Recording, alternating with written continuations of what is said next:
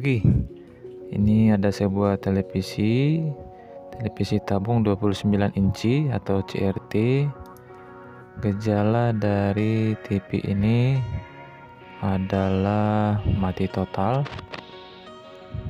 Kita coba hidupkan. Ini tombolnya sebelah kiri.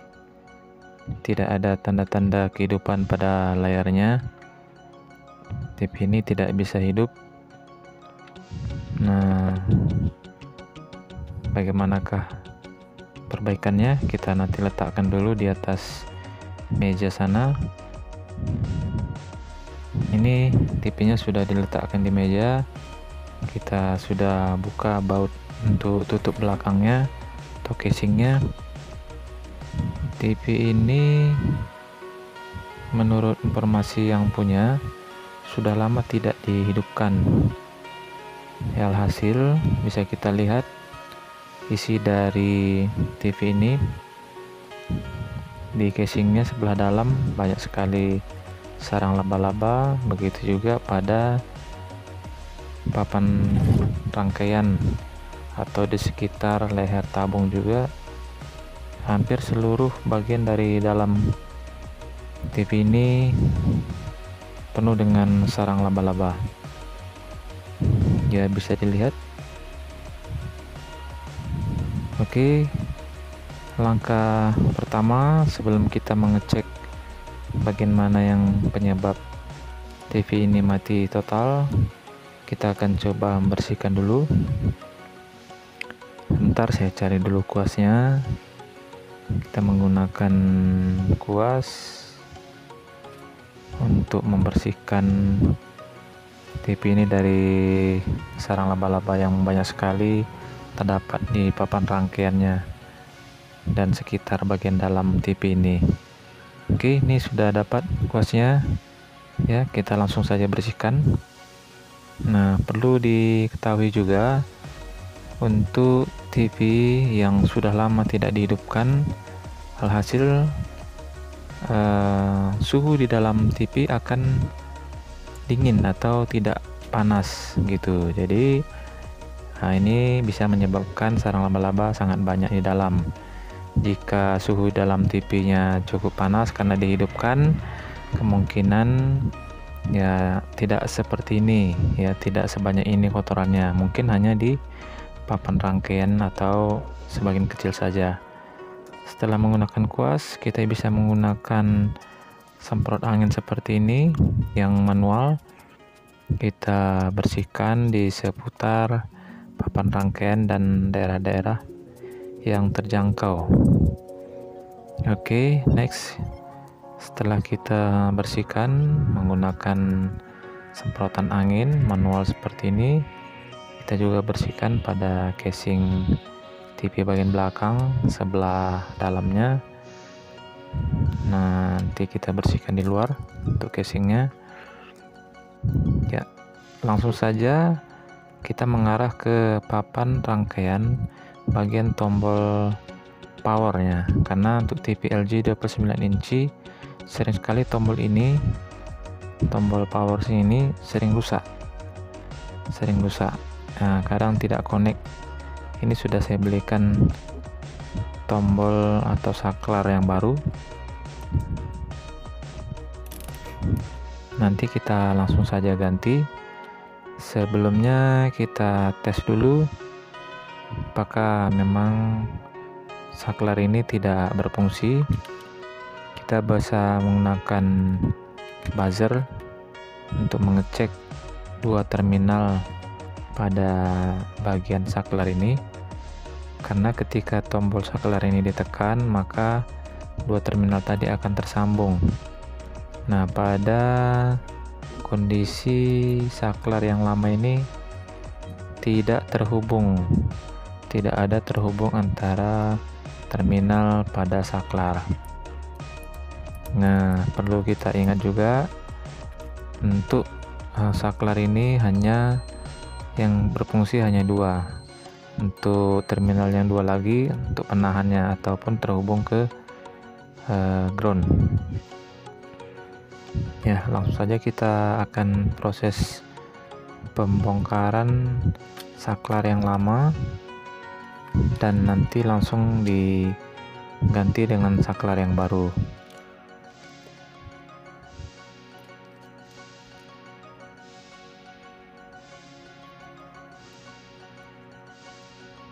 Untuk memudahkan pembongkaran saklar yang lama, kita bisa tambahkan T0 atau timah solder agar pada saat penyedotan atau pelepasan timah pada kaki-kaki saklar ini bisa dengan lebih mudah. Mungkin timah yang lama sudah agak beku atau agak susah untuk dipanaskan menggunakan solder. Nah, kita bisa menggunakan penyedot timah untuk membersihkan kaki dari saklar ini, sehingga saklar ini bisa kita buka, dibantu dengan sedikit mencongkel dari bagian atas PCB, dan kaki-kakinya juga dipanaskan dengan solder agar saklar ini bisa lebih mudah terlepas dari papan rangkaiannya. Butuh sedikit kesabaran ya untuk melepaskan saklar ini, dan pastinya kita menggunakan solder yang memiliki suhu atau panas yang cukup. Jika kurang, maka akan kesulitan untuk melepaskannya. Oke, next kita akan langsung melihat bagaimana saklar yang lama ini bisa terlepas dari papan rangkaiannya. Ini pekerjaan cukup sederhana, cukup simpel, tapi butuh kehati-hatian agar komponen yang lain tidak ikut tersenggol atau bahkan mungkin rusak ya. Dan sekali lagi kita harus berhati-hati ketika menggunakan solder ini karena cukup panas, karena safety adalah yang utama. Oke, itu tadi pengukuran fuse, dan ini pengukuran untuk saklar yang lama. Kita coba, sama sekali tidak ada koneksi atau hubungan. Nah, ini saklar yang baru masih bagus, tinggal kita pindahkan tuas yang sebelah atas ini ke saklar yang barunya, karena pada saat kita beli tuasnya ini tidak dijual, tidak termasuk. Jadi kita tetap menggunakan tuas yang lama. Langsung saja kita pasang kembali di posisi saklar yang lama, dan jangan lupa sebelum disolder kita bersihkan kaki-kaki atau terminal dari saklar ini agar nanti mempermudah pada saat pemasangan atau penyolderan. Barangkali komponen ini sudah lama disimpan di toko sehingga mungkin terjadi oksidasi atau ada korosif atau berkarat pada kaki-kaki saklar ini. Nah, untuk proses penyolderan seperti biasa, kita tempelkan dulu soldernya. Setelah cukup panas baru kita beri timah atau T0. Sekalian kita juga mensolder, memberikan tambahan timah untuk komponen-komponen lain di sekitar saklar ini yang masih dalam satu papan rangkaian untuk saklar power.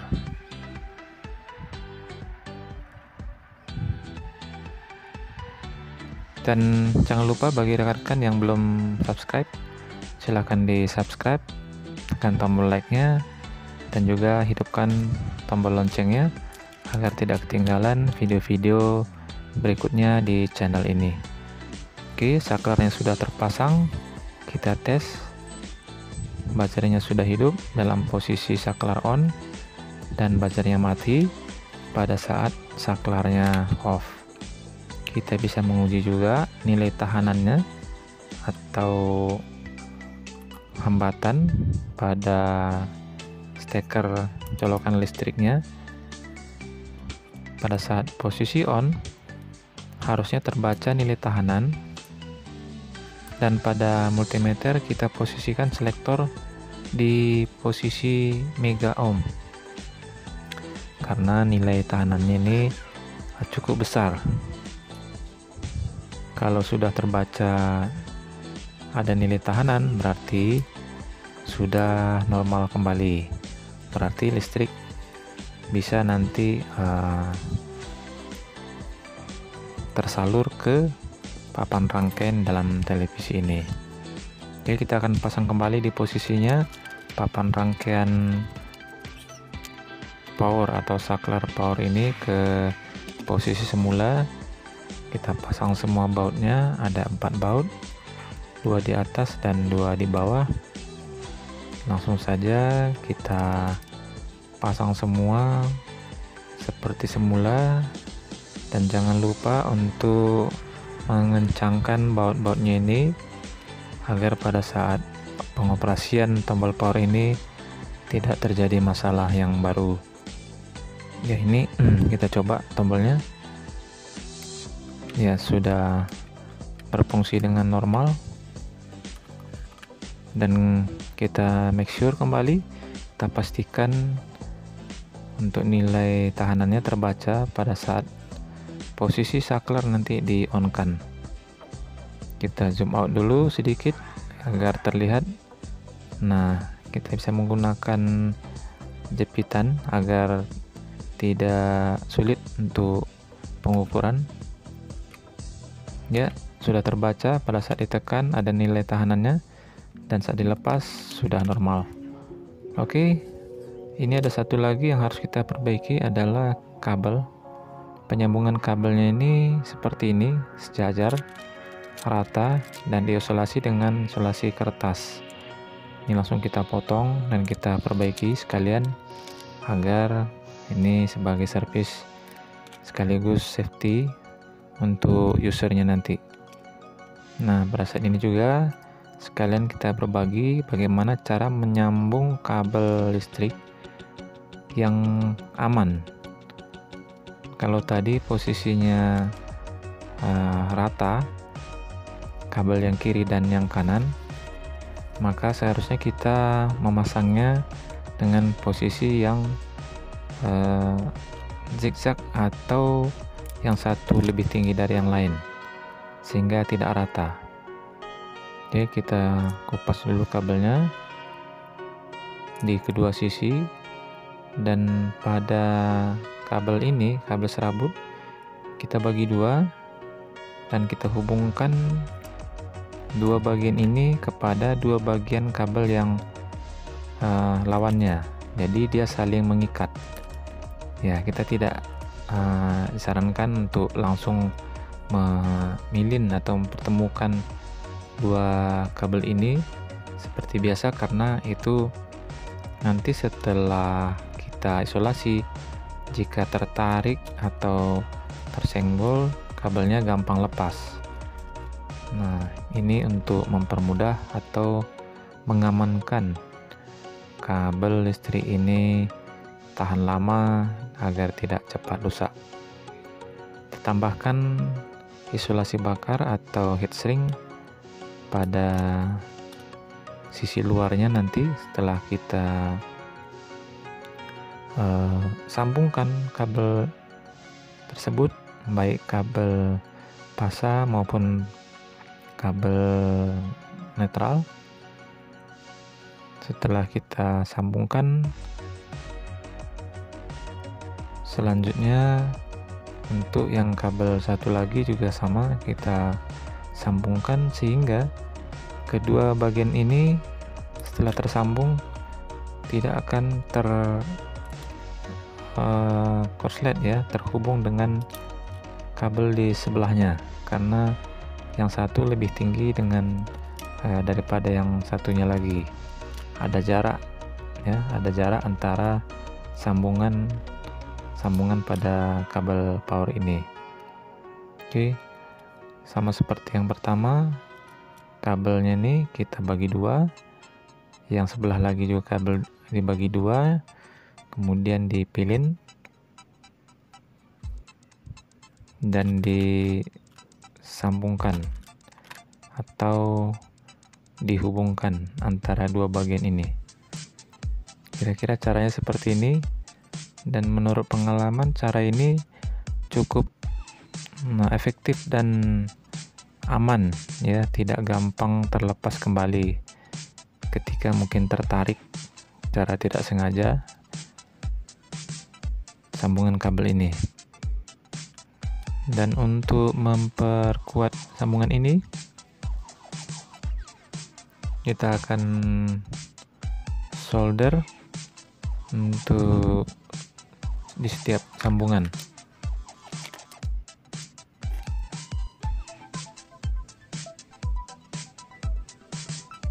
Cara menyolder di sambungan ini juga sama, kita panaskan dulu atau kita tempelkan solder di sambungan kabelnya. Setelah cukup panas baru kita tempelkan timahnya. Nah, ini sambungan sudah di solder.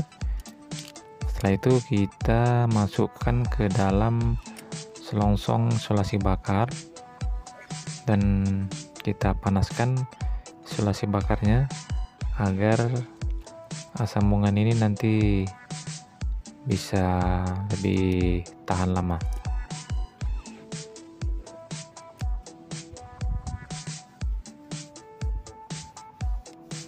Ya, karena isolasi bakar yang bagian dalamnya tidak sempurna menutup, ini dibuka saja.